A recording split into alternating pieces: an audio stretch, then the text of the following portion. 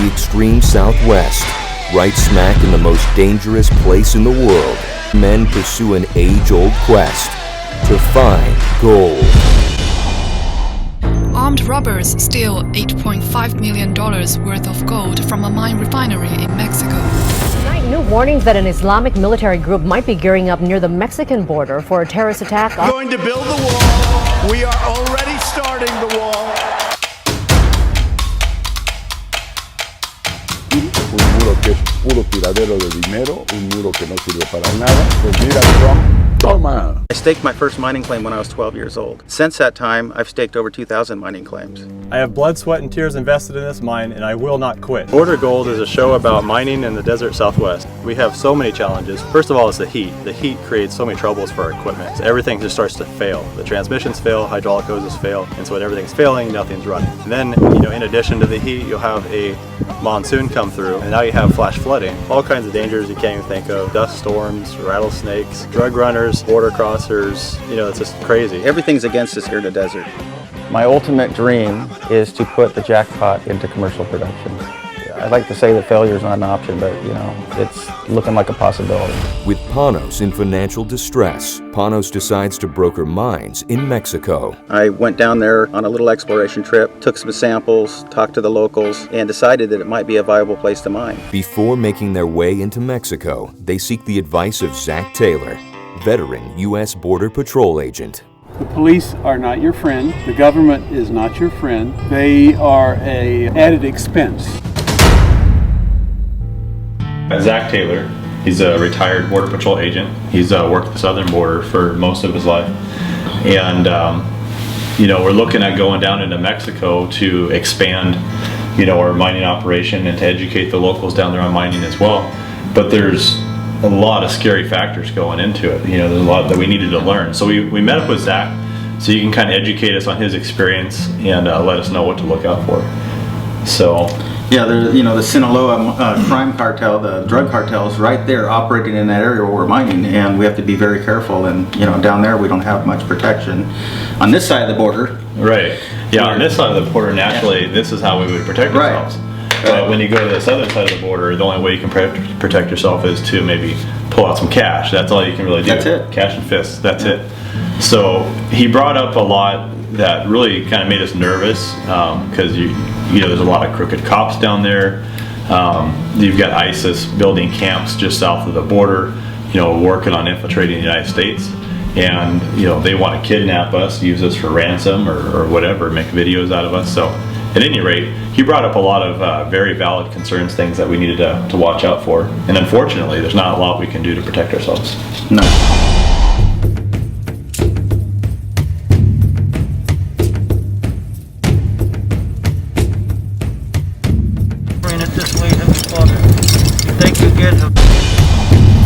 So we've got a brown crow, hashtag can't catch a break.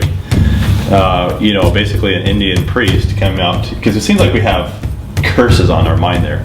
Nothing, things just randomly break. Yeah, I can attest to that. Yeah, so we bring him out to, basically go to all four corners of the mine to bless it for us. And real cool dude, but in the leaving, he crashes his motorcycle, leaving the mine.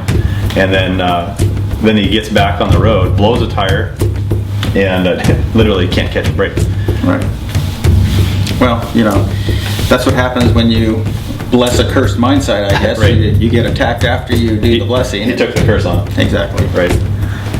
So, we wish him luck. Right. And us.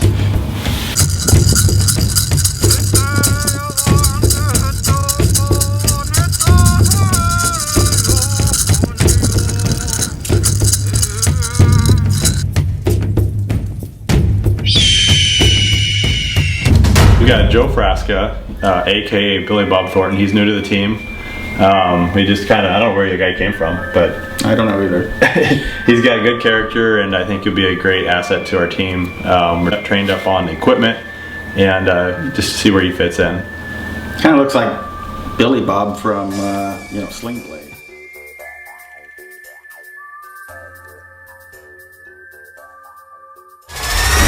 So this is my Uncle Panos.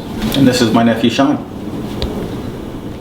And none of us had actually explored the mine shaft, and it's kind of been one of those like, I wonder what's down there type things. It's a huge hole in the earth, and it has an old head frame, steel head frame above it, and So I said you go down. yeah, you go first. Yeah.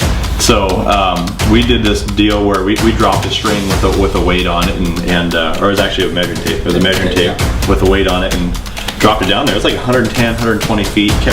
You drop it and have some different measurements. But anyways, it's way the heck down there.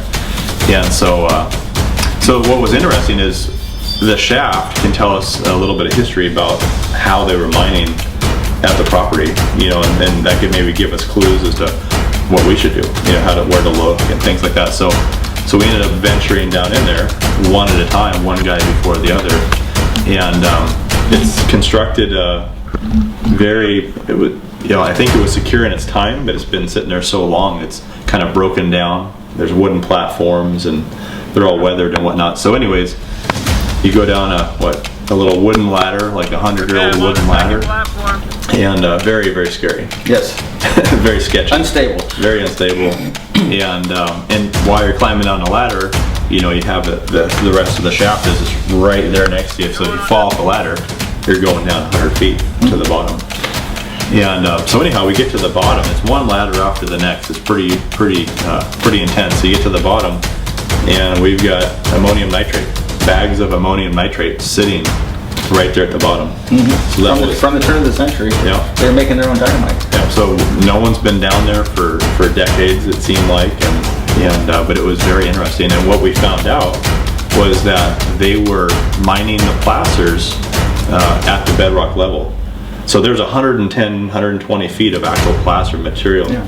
And the only bad information we found out was it's about 70 feet of caliche. That's correct. So it's hard as a rock. Right, and that explains why there was ammonium nitrate, because they were blasting the caliche and not blasting bedrock. But you could see where they were following the bedrock, which is the lowest point gold could settle. So it was pretty interesting and very informative for us. We learned how deep it is without having to drill to get the bedrock there. Sean! Dude, you okay? Hey! Sean, you copy? Sean! Sean, are you wearing a hard hat or are you wearing that hat? Is there somebody that's free, like Daniel, that can go get my helmet out of the truck? So we're about to climb into the death mine, as you can see.